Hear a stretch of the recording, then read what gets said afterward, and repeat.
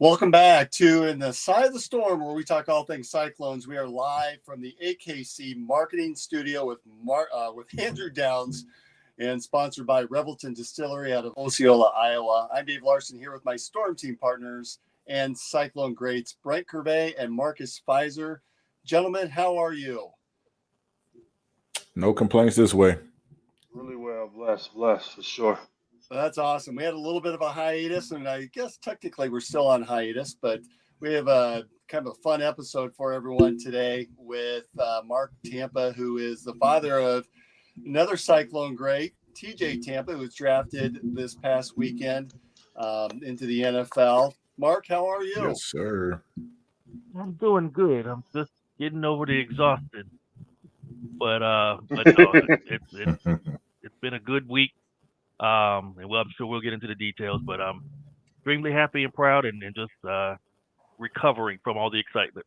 Well, tell us a little bit about that. It was a pretty eventful, I think we all expected TJ to be drafted on day 2 as early as the second round, and he ended up going in the 4th round and the 130th pick to the Baltimore Ravens. Walk us through maybe what was that first night, draft night, like on Thursday night? Yeah. So, based on all of the feedback that, we were getting from his agent and just from various sources, it was pretty much a lock that he was going day 2. Early on, it was more or less second round. The closer that we got to the actual day, Thursday, we knew there was a chance he can fall into the 3rd. And so either way, it was a day 2. So, my family and I planned this huge event because we were in St. Petersburg, Florida, which is my hometown and where TJ finished high school. So he has a ton of friends there, my family. And so we had this big, really, it was a 2-day event. It was a Thursday, Friday event because we knew we had so many people coming from out of town. We got this huge Airbnb. And we're like, everyone just come over and watch the first round because you're coming from out of town. Just watch the first round. I said, look, there's a slight chance, and I mean really slight, he goes in the first. But we just wanted to fellowship. And then we had this huge party, really for about double the crowd that we had at the Airbnb. By the way, we had about 90 people at the Airbnb, and then about 150 at this huge party that my cousin, I wish I could show you the pictures. It was a beautiful setup. And, we had these leather chairs watching the big screen, and we were all set to go ahead a DJ and catered. And for all intents and purposes, it was a great night. We just didn't get the call that day or that night. And so, TJ held up and had a good poker face. I know he was frustrated. I was pissed. But he had, like I said, he had a good poker face. He smiled, thanked everybody for coming, and it just let us know, things like he mentioned before, things are just unpredictable with this draft. With the few defensive players really not being called until late round 2, we were just hoping that there would be a run of corners taken early, which would help his chances. And it turns out not as many corners taken as we thought. And then when they started to go, we were like, wait a minute. Okay, some of these names we just hadn't heard being in that, round. And so, we really had nothing planned for day 3. But we improvised, and about the whole crowd from that party showed up at the Airbnb the next day, and we got what we needed. And so at the end of the day, it was still a little nerve-wracking. But when he got the call, like I've heard a lot of stories. Once he got the call, all the frustration and the anxiety from waiting just kind of went away. And it was at that point, it was a party. There you go. So on Thursday night, do you basically relax thinking, it's an outside chance for the first round, second round is more likely, hey, we're going to just kind of relax and watch the draft? Or were you still anticipating the potential to receive that call? And were there any teams that you thought, if they're going to take a chance in the first round, this is the team that's going to do it? Yeah. I really didn't want to get into certain teams, but at this point, hey, it is what it is. We really didn't think much of the first. Like I said, I talked to his agent maybe the night before, and I said, just give me realistic expectations for the first round. He said there's probably like a 5% chance. He says he was gathering information and intel from the different teams, and we knew at play were a lot of teams that said they needed a corner. We knew, Baltimore, we knew Green Bay, the Vikings, Buffalo at one point really probably we showed the most interest. I mean, they may have had about 3 separate meetings with TJ, via Zoom calls. They flew out to Iowa State, took him to dinner, had a private workout, which they said he answered all of their questions. And then they flew him out to Buffalo. And then he actually went from Buffalo and flew out to Washington to meet with the Commanders. And honestly, I don't bet, but I was willing to bet money that Washington was going to be that first or second pick in the second, like early second with Washington, because the feedback that he got from them, I mean, it's kind of like college recruiting. All the schools will tell you they like you. Mm-hmm. Yeah, that's cliche at this point. And so he was getting a lot of that from teams. But Washington was the only team that literally said they love him and that he was a perfect fit in their system. And so I guess I took that, I took that as a high degree of assurance they were going to get him. And then when they passed on him, I think that's when I started to get worried. So you're sitting around Friday. Boy, today's the day, right? We're thinking that second or third round. Was TJ pacing around? He made reference about his poker face, and the crowds probably swelled up quite a bit that night with family and friends. What was that like for him and for you as a dad to sit around? I mean, this is your son that has put his life and soul into football, and he's done the work, and now he's ready. And what's that like for you as a dad to watch him sit and anticipate where he's going to go? Yeah. The way we had the venue set up, everyone were in like circular, tables behind us, and we were sitting in this leather couch looking at the screen. And so, one of his first marketing deals with Zebra Technologies, and they're the company that powers that NFL Next Gen stat. So they provide the technology, the sensors and everything to track all the, the motion and the motion data. And so they were there filming, and so he was mic'd up, and then we were sitting on the couches just really watching the TV. So he really didn't move much. And I'm sitting there in the second round, through the second round, and it's just, my family. So my wife and I and my daughter, we're all sitting in the couch together. And so we're just watching the draft. And, after the second round, I started to get antsy. And so every commercial break, I had to get up and pace. And then, his agent, Reggie Johnson, who was CAA, he actually has Michael Penix and Johnny Newton. And so Michael Penix, of course, was a surprise because he went 8th. Johnny, and actually the crazy thing is the 3 of them, we were all probably within 50 miles of each other. Johnny was having a draft party in Orlando. Mike Penix, who went first round, he had his actually in St. Pete. So he went Friday. So, but that night it was Johnny. So I think Reggie went to Orlando, and as soon as Johnny Newton was picked, he haultailed it over to our party. And so we all were just sitting there, and I'm watching him flip through. He had 2 phones, and thumbs are just moving. I'm pacing, but I'm trying to put on a face because I'm really just trying to socialize with all my friends and family that traveled in. But TJ he just sat right there. He never got up the whole time. He was talking to us. He was on his phone. And my friends, I just remember them saying, look, we know when he puts that phone up here, we know that's the signal. and everybody, they're just like jumping every time he'll put his phone down. Every time he grabbed his phone, everybody's on pins and needles. But it just never happened. And actually, we had a false alarm. Someone, and TJ sent out a message to everyone: do not call him. But somebody called him locally, and he picked up the phone, and I just hear this, oh, and I'm like, no, false alarm. Hush, we're still waiting.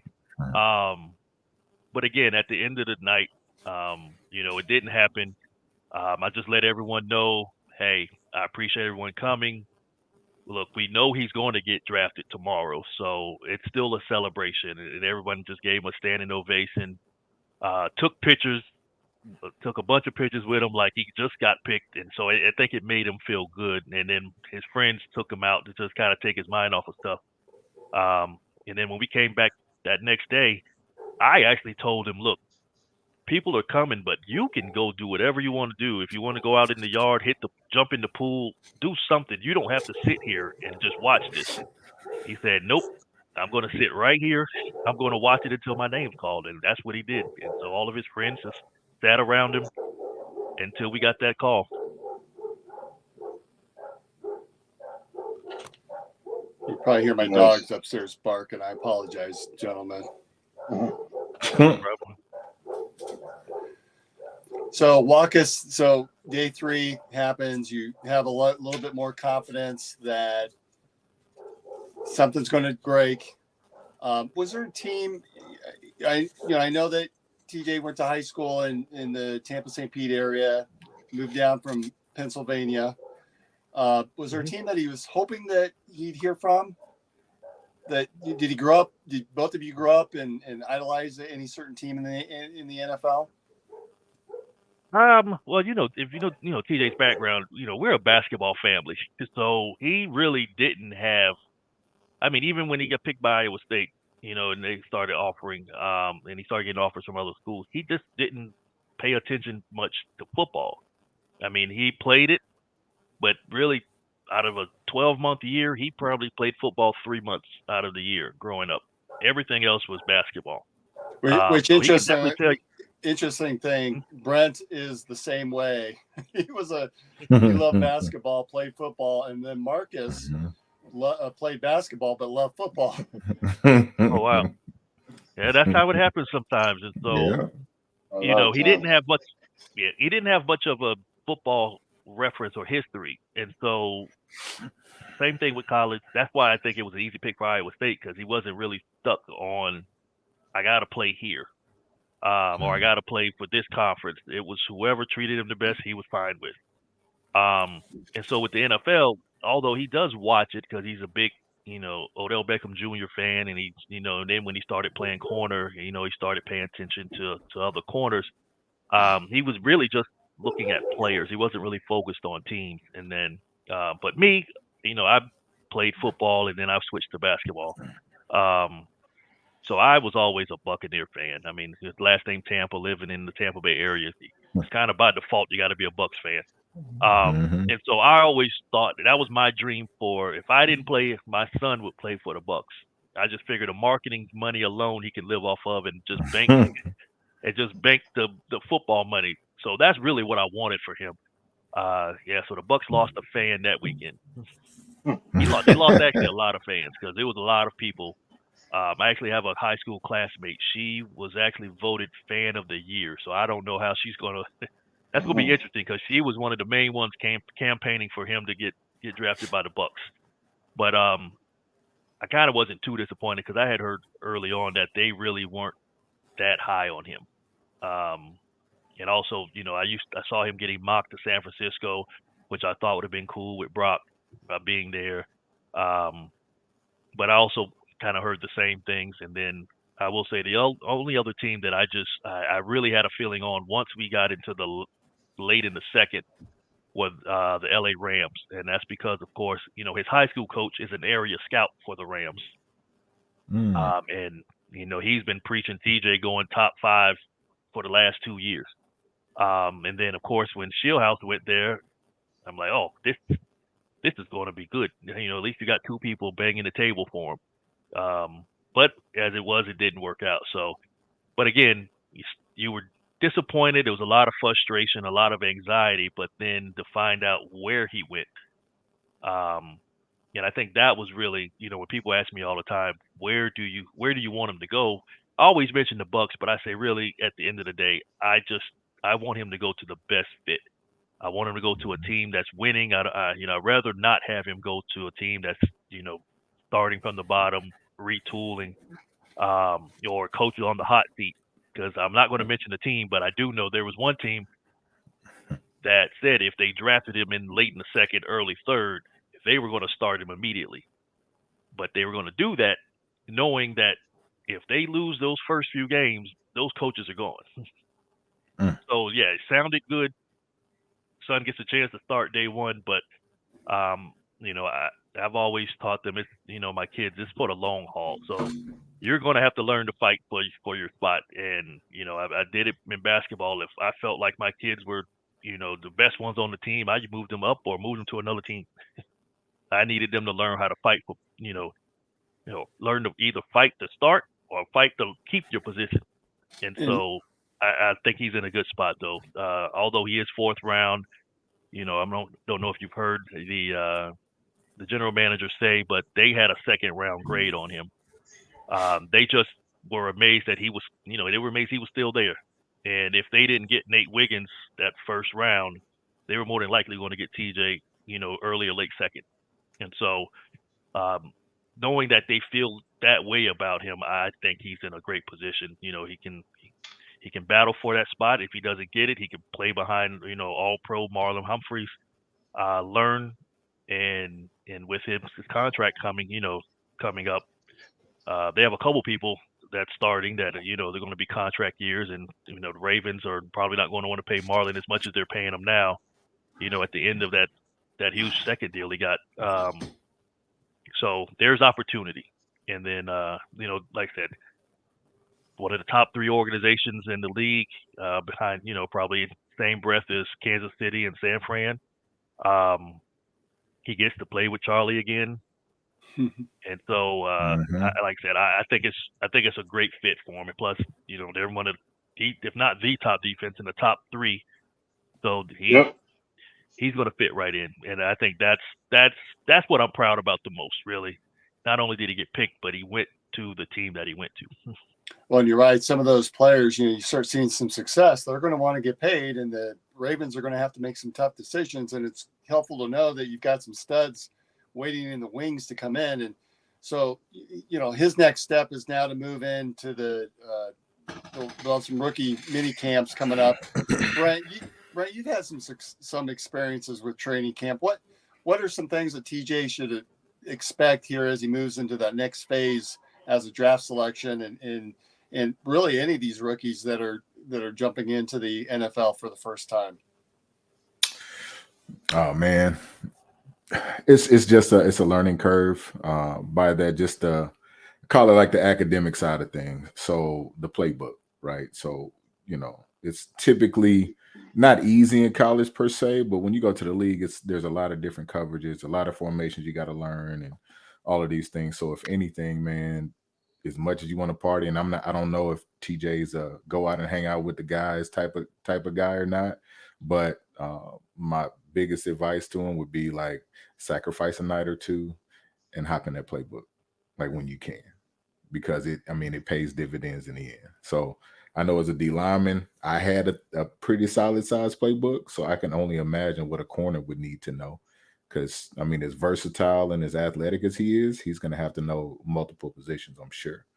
So not just corner. I'm sure he'll have some nickel stuff. He's going to be on special teams.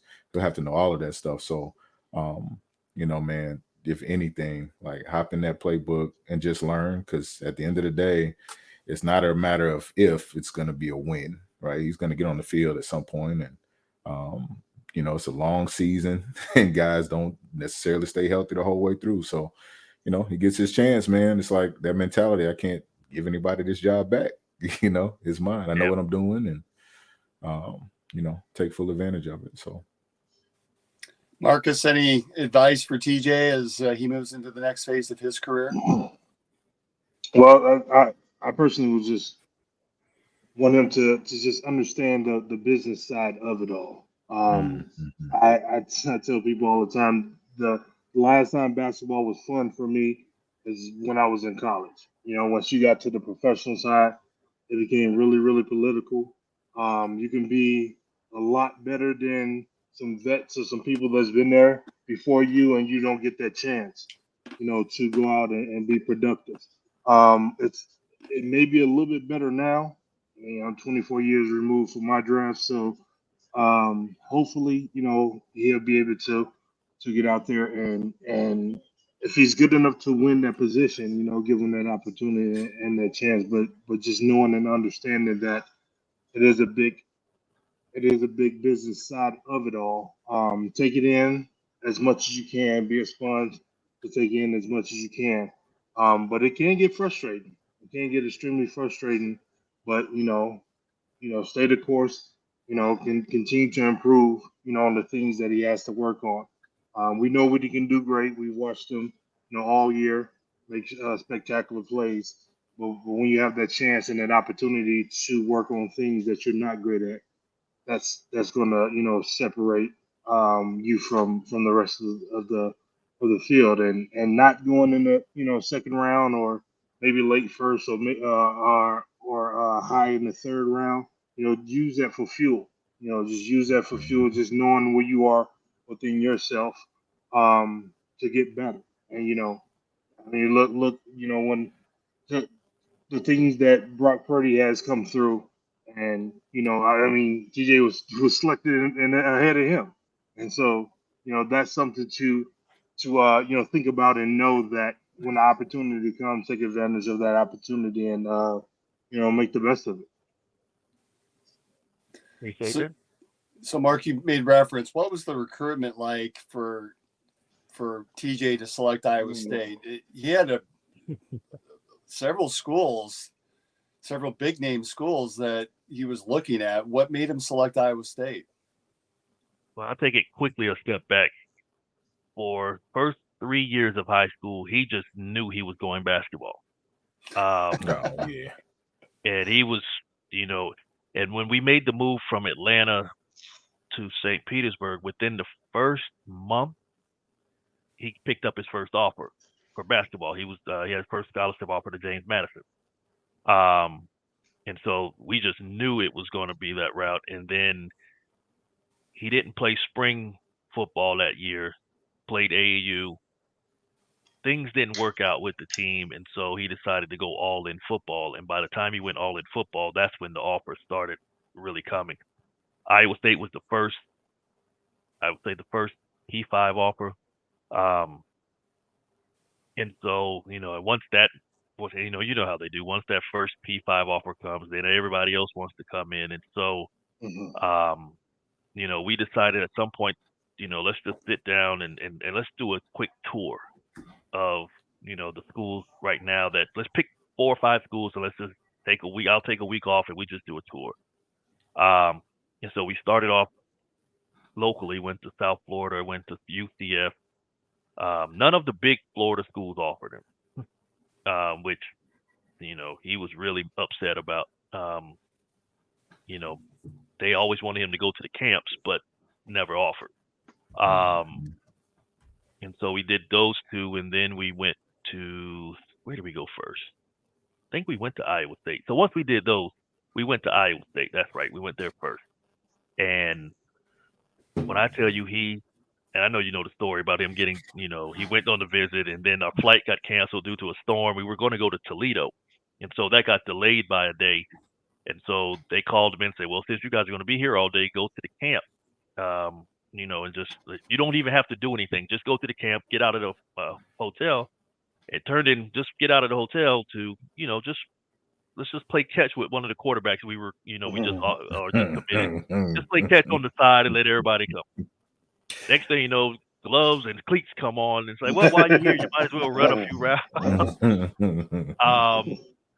And that went from that to when they're at the end of the camp, you know how they do one-on-ones. And I'll never forget, Shieldhouse and Campbell are walking us from the indoor facility to the Jack Trice field, and they're saying, look, we're just coming out here to do for one-on-ones. TJ, we don't want him to do anything because he's going to embarrass the DBs that are here. And so they were like, look, he's not going to do it. But by that time, Anthony Johnson had seen TJ run drills, and he was like, no, you got to go. Like, I got to see this.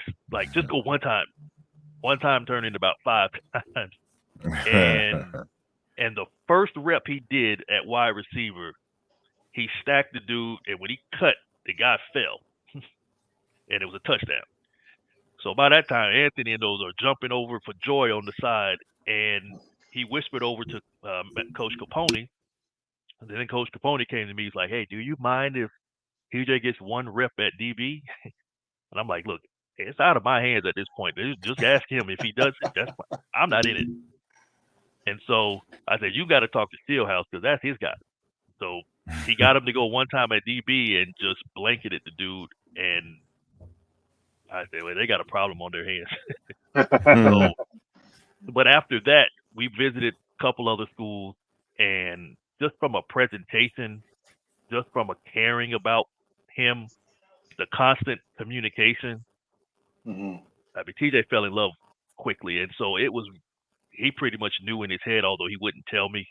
I knew, and me and my son think alike. So we eat the same breakfast, no matter what. Whatever he gets, I just say order 2. And if I order it first, he just say order 2 because we eat the same. So I kind of know what he's thinking, but he's getting older, so some things might change. But I kind of knew Iowa State was always number 1. The problem is he went to Georgia and kind of did what he did at Iowa State. And I'll never forget, I was on the phone with Kirby Smart that night, and he went again to their elite camp, which was a much smaller camp. And Kirby might have spent, out of the 2-hour camp, he spent about 90 minutes watching and talking with TJ. So I just knew he was getting offered by them. Then they didn't offer, so we were kind of upset. And then they waited till the night before signing day to finally decide to offer. But by that time, it was too late. Although we did wait a couple of days. We didn't sign that day. He waited a couple of days because, TJ growing up in Atlanta, he just heard about Georgia so much. He knew they were good. So he kind of got confused.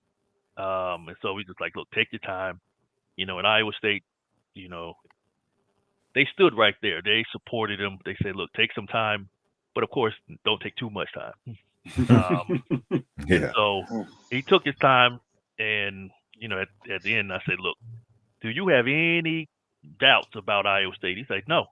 I said, well, don't wait. Don't make them wait. Just go. And that's what he did. So he's there during a winter storm. And what I find fascinating, you got a kid from Florida that sees Iowa during a winter storm. Brent Marq. It was during the summer. What's that? It was during the camp was during the summer. Oh, it was during the summer. I see. Yeah. You're talking about being in the indoor practice fields. I thought it might have been during the winter storm. No, it was sometime in June. Yeah, practice field probably got him too. Yeah. It was nice. Yeah. Well, but Brent and Marcus, I mean, you guys are from the South as well, and that's a big change to come up north and play when you've got weather like what Iowa has. Yeah. Well, I played inside. Well, so that's it. Hey, for me, all I had to do was get to the building.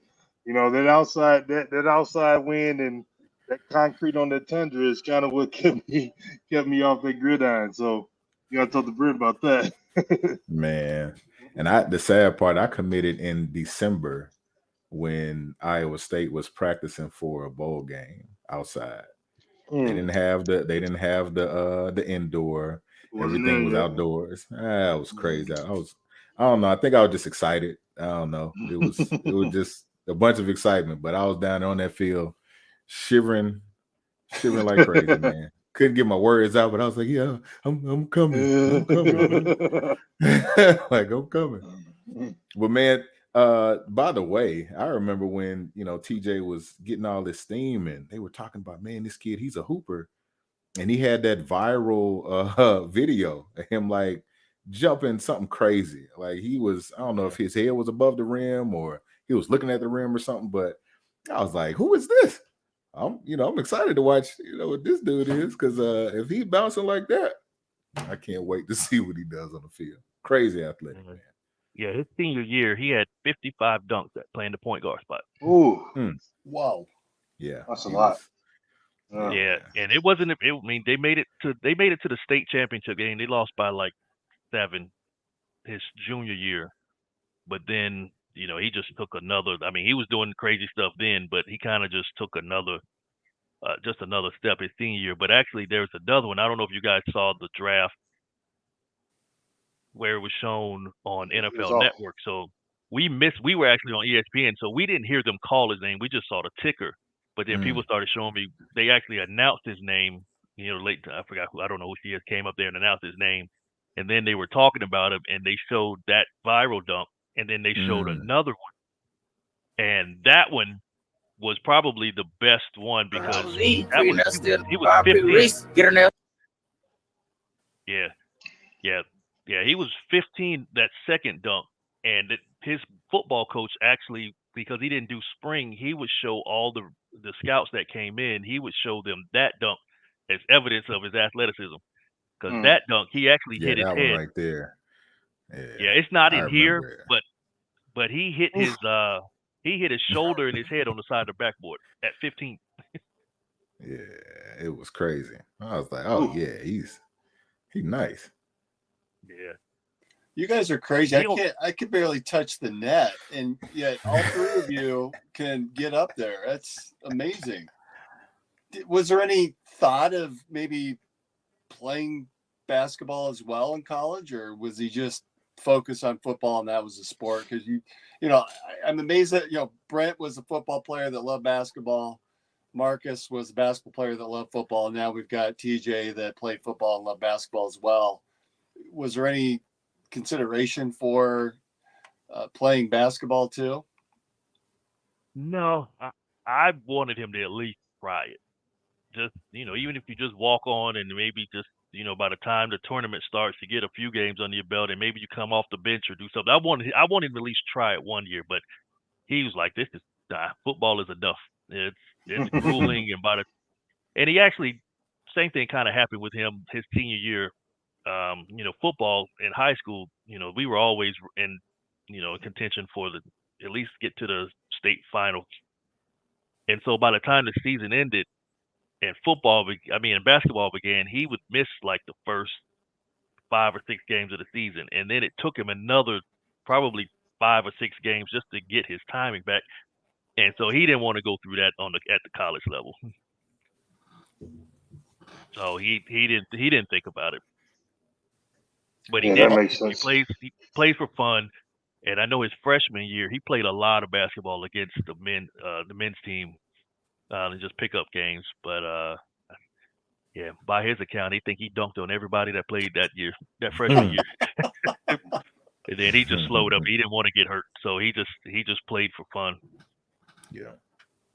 Well, I'm looking at the clock here. We've got to take a quick time out and hear a word from our sponsor, Revelton Distillery. Why take the best corn in the world and make it into fuel when you could make it into whiskey? That's the question that launched Revelton, Iowa's most visible and fastest growing distillery. Owners Rob and Christy Taylor embrace the grain-to-glass philosophy, sourcing ingredients locally and overseeing on-premises production and bottling at their facility in Osceola. One sip, and you'll agree that Revelton's handcrafted whiskeys, gins, and vodkas are the best you've ever tasted. And with the launch of their rye whiskey, made with 100% Iowa-grown rye and corn, and their new bourbon coming soon, there's more Revelton to love than ever. Iowa's own Revelton Distillery. ReveltonDistillery.com. All right, and we're back. Thank you to Rob and Chrissy Taylor. And swinging back towards the summer months, I've got my mulberry gin by my side. Mark, tell us how you feel as a dad in seeing TJ's progression to where he's at, where he's now an official draft pick of the NFL and the Baltimore Ravens. What's that feel like for you? Extreme sense of pride and just, all you want as a father is your kid, you want them to be good citizens. You want them to do the right thing, but it really gives a sense of pride when they accomplish dreams and they reach dreams. And of course, with him with basketball, he always dreamt of the NBA. And I think when he got to Iowa State, I think after his freshman year, he started to see others go pro. He saw Brees get the attention, and Brees is probably one of his best friends. That's in the NFL right now, and so just seeing that, I think he saw a path. And the one thing about the Iowa State coaches, they they thought he had pro potential before he stepped foot, and the constant just confirmation from them and the just you can do this, and they I don't think for once did they ever let him doubt he couldn't do it. Which is why I would still to this day run through a brick wall for Coach Campbell.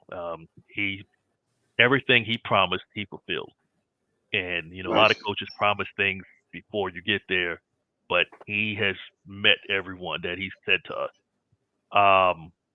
But just to see him reach it, knowing how hard it is to even get to the NFL, let alone get Mhm. drafted. It's extreme sense of pride, and so I'm just happy he's happy. He like I said, he had that poker face on early. I couldn't contain it. I was pissed. But then, of course, just to see how happy he was, and TJ's very low key, but for to see him shed a tear, I knew it meant a lot to him, and so just seeing that, lets me know he's going to be all right. Does he have a number yet? I see that the number 2's already been selected. Yeah, you got to, first rounders get their choice, so he couldn't get it. But I think I believe he's picking 27. I asked him that today, so he said 27. I don't know if it meant anything, but it has the 2 in it, I guess. So he's going to go with that for now. Is 27 like a high school number then, or any purpose behind that number? I was looking for it. I didn't ask him why he picked it. I just figured it had 2 in it, and 25, which was his first 2 years at Iowa State, that was taken too. So I think he just chose the next best number for him.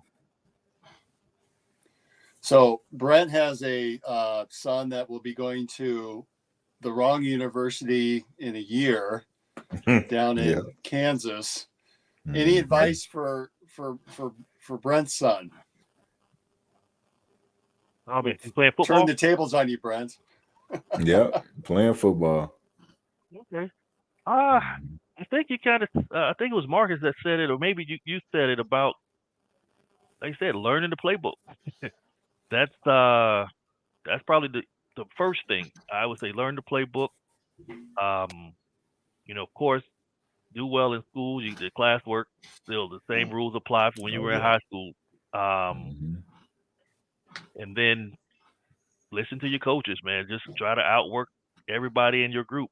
I have a good friend of mine that played in the NFL 10 years, and he's been TJ's mentor. He played corner at Notre Dame, and this is when I knew TJ mentally took that extra leap and went kind of from just a guy on the team to wanting to be the man.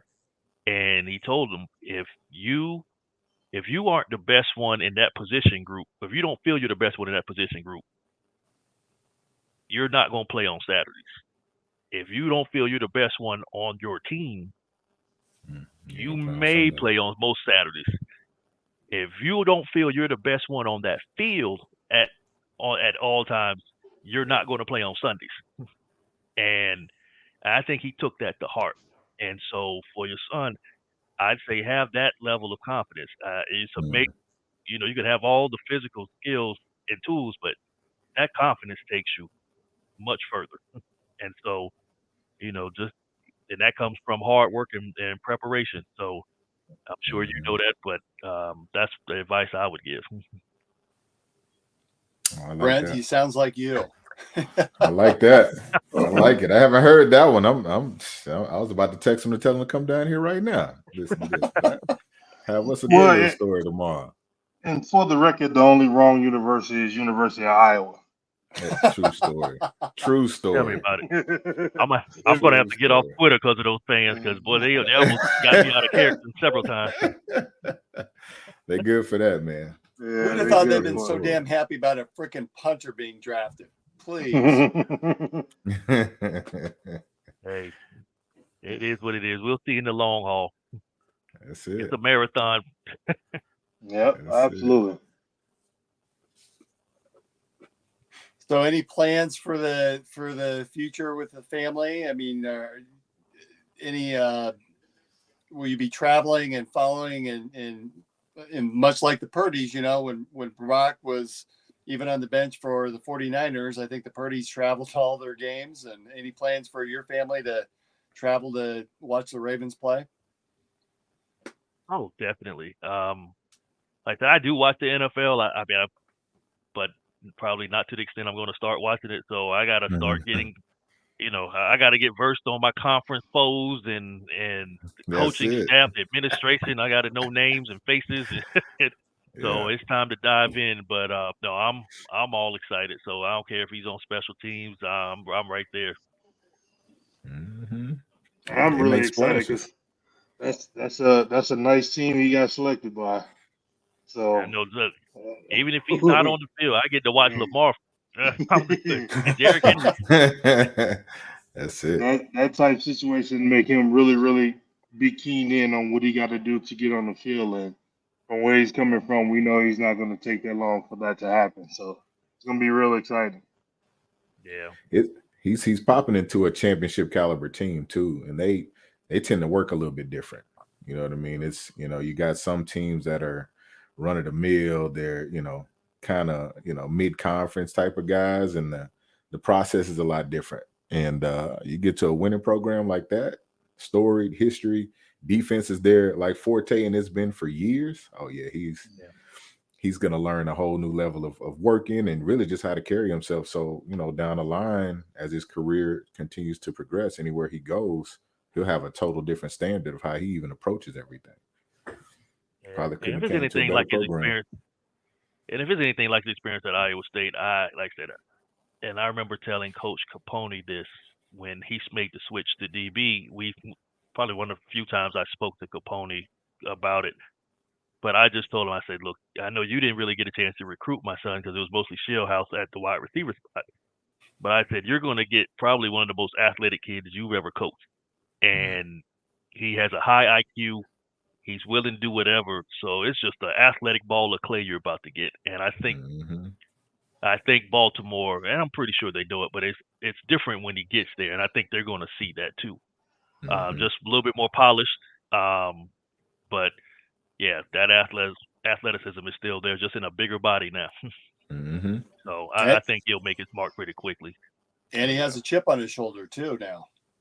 And that's dangerous because I don't think he's ever had that. Yeah.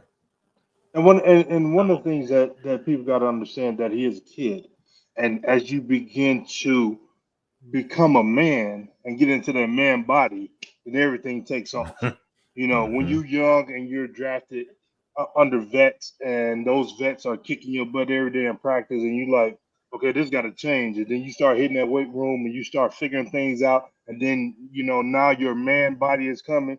A lot of things change really, really quick. So with him being a college student, getting drafted, we're grateful and thankful for that. Know the opportunity that he has, but come on now, we know how it works in the pro race, and once he gets that opportunity to figure out how this works, preparation, practice, getting rest, games and stuff like that, you start to figure it out.